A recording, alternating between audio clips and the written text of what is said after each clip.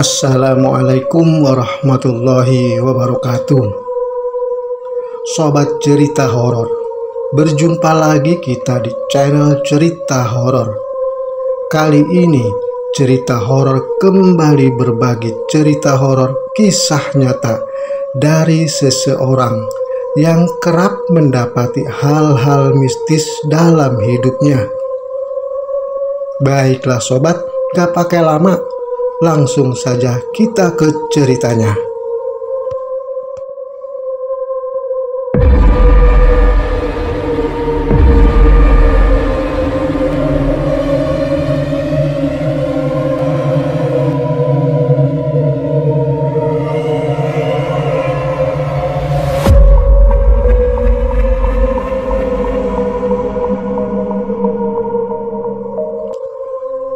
Ketika itu Aden baru duduk di bangku kelas 3 sekolah dasar. Aden termasuk anak yang rajin membantu orang tua. Setiap pagi sebelum berangkat sekolah, dengan seragam sekolahnya, Aden keliling kampung menjajakan kue yang dibuat ibunya. Sepulang sekolah, Aden pun masih harus mengasuh dan menjaga adik-adiknya yang masih kecil karena ibunya berjualan mie rebus di rumahnya. Kadang Aden juga harus membantu sang ayah mencari buah-buahan di sekitaran kampung untuk dijual ke pasar.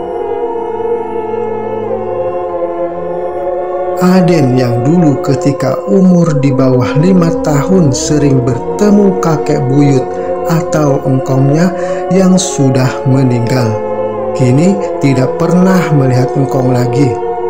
Tapi kakek buyutnya atau engkong selalu hadir dalam mimpinya.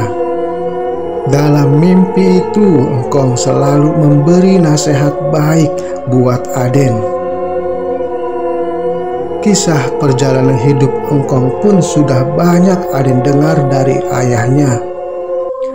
Almarhum engkong yang semasa hidupnya adalah seorang yang dikenal baik oleh banyak orang menjadi inspirasi buat Aden.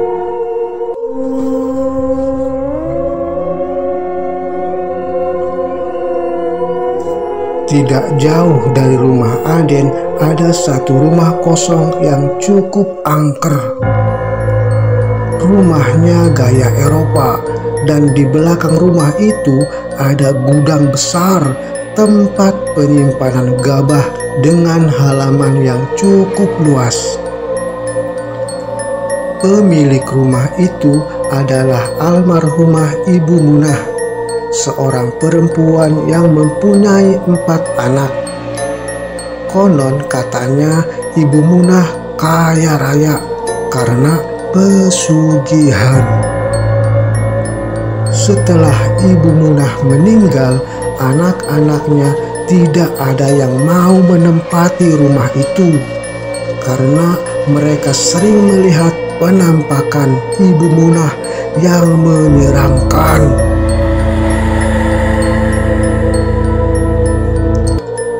Semakin lama rumah Ibu Munah kosong, semakin angker jadinya. Banyak orang yang ketika melewati rumah itu di malam hari dengan berlari karena takut. Satu hari Aden ikut membantu Pak Karta, ayahnya, yang sedang memetik buah nangka untuk dijual ke pasar.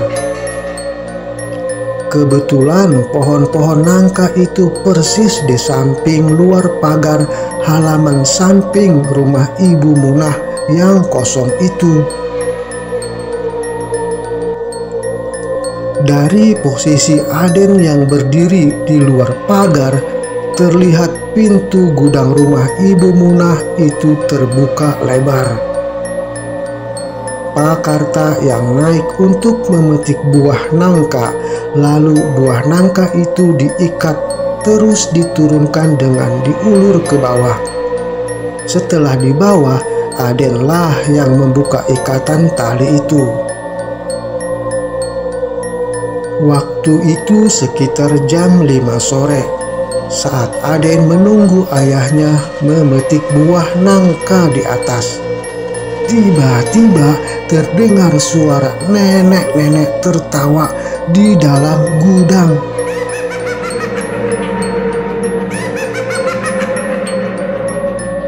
Aden terkejut.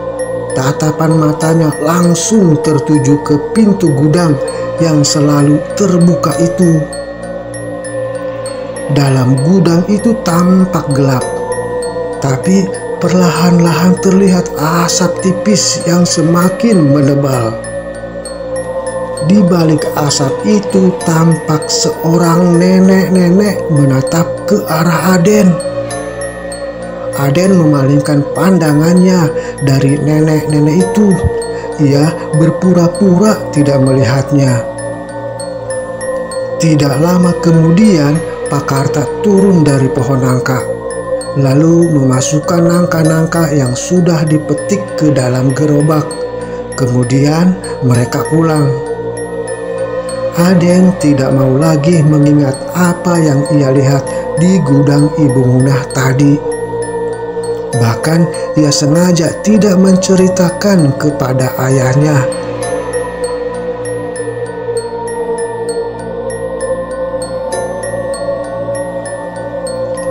Esok paginya, Aden setelah keliling berjualan kue, ia bersiap untuk berangkat ke sekolah. Seperti biasa, setiap berangkat sekolah, Aden melewati rumah angker Ibu Munah itu. Aden merasa ketika pagi, siang, dan sore hari, aura seram rumah angker itu tidak terlalu terasa. Tapi jika malam hari, jangankan rumahnya, jalan yang ada di depannya pun terasa sekali aura seramnya. Dalam perjalanan ke sekolah, pas di depan pagar halaman samping rumah angker Ibu Munah itu, Aden menemukan uang koin 5 rupiah. Pada masa itu, uang 5 rupiah mungkin setara dengan uang 1.000 rupiah di zaman sekarang. Aden senang karena uang itu bisa untuk jajan di sekolahnya nanti. Kemudian baru satu langkah, Aden melihat lagi ada uang koin 5 rupiah. Aden ambil uang itu, dan ternyata satu langkah di depannya ada lagi uang koin 5 rupiah itu. Sambil menunduk jongkok, Aden mengambil uang-uang itu. Tanpa Aden sadari, uang-uang itu tercecer masuk ke dalam pagar samping rumah angker itu hingga ke dalam gudang. Aden senang mengambil uang-uang itu sampai ia lupa sudah berada di depan pintu gudang yang selalu terbuka itu. Namun tiba-tiba Aden melihat seperti ada belang warna kulit harimau yang lewat persis di muka Aden. Aden pun terpental duduk di depan pintu gudang itu. Aden kaget karena ia sudah berada 1 meter di depan pintu gudang rumah angker itu. Spontan saja Aden lari sambil membuang uang koin yang sudah ia genggam. Aden tersadar ternyata uang-uang koin 5 rupiah itu menuntunnya agar masuk ke dalam gudang. Beruntung ada sosok harimau yang mendorong Aden tadi. Aden tahu sosok harimau itu adalah penjaga almarhum kakek buyutnya. Dan sejak kejadian itu, Aden selalu hati-hati ketika melewati rumah angker itu, terlebih di malam hari.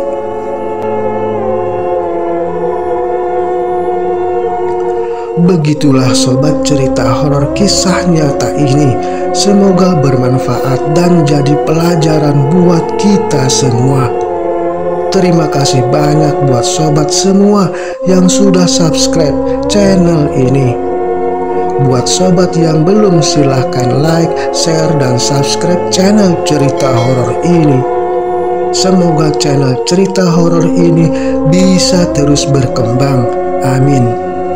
Akhir kata, wassalamualaikum warahmatullahi wabarakatuh.